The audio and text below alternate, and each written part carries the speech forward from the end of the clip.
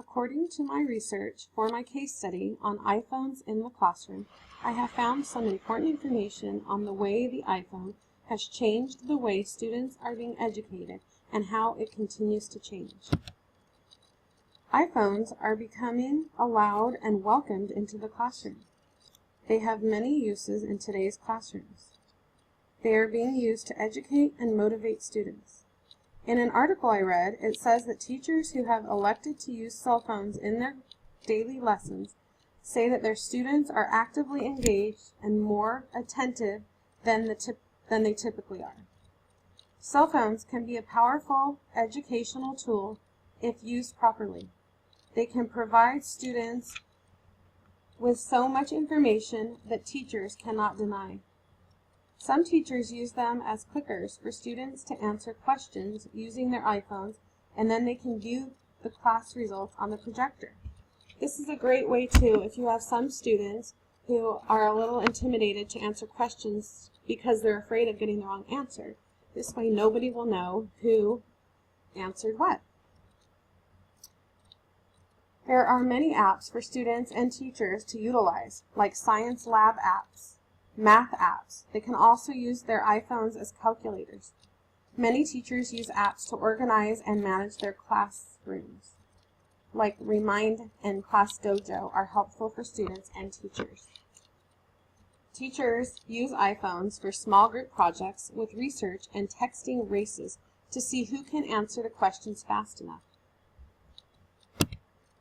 I read that a teacher used a Remind app to send her students a question of the day when they arrived to class. She would send them a question using the Remind app, and then they would have to research and figure out the answer, and then once they figured it out, they would send it back to her.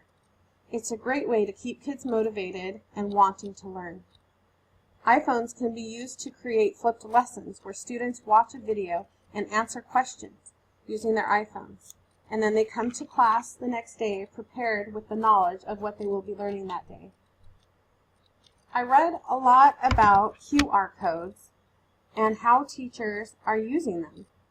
One teacher used QR codes to display in her classroom on the wall, and parents could come in and scan the QR code to see what projects or activities the students have been working on.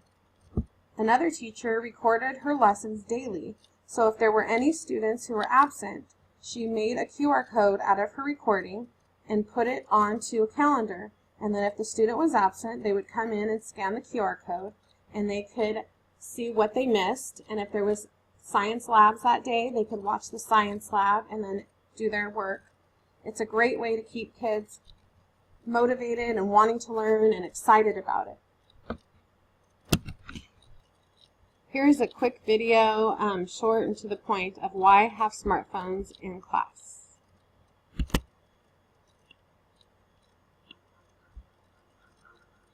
Do you ever wonder why we are not allowed in most classrooms when 70% of students already own one of us?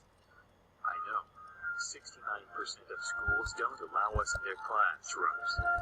Maybe administrators think we are disruptive to the learning process. But we can mimic laptop computers, and we are much smaller. We can be used to take pictures of class projects that can be shared with parents. And that gives parents more opportunities to be involved in what their child is doing in the classroom. And we allow for better classroom notes by simply recording a lecture or snapping a picture of the board. And students can look up information instantly on us. We have applications that engage students and enhance classroom learning. Students can read books on us, many of which can be downloaded for free. Or explore the faraway places they are reading about with applications such as Google Earth. And because the number of computers schools can afford to purchase is limited, allowing us in the classroom frees up scarce resources.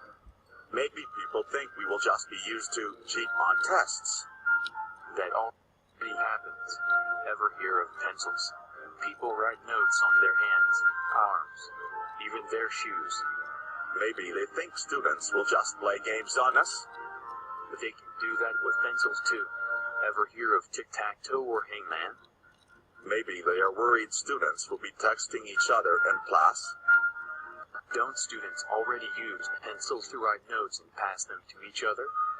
If pencils can do all these bad things, why don't they ban them too? Good question. Administrators are missing the boat by not taking advantage of the love affair between students and technology. And here are my resources.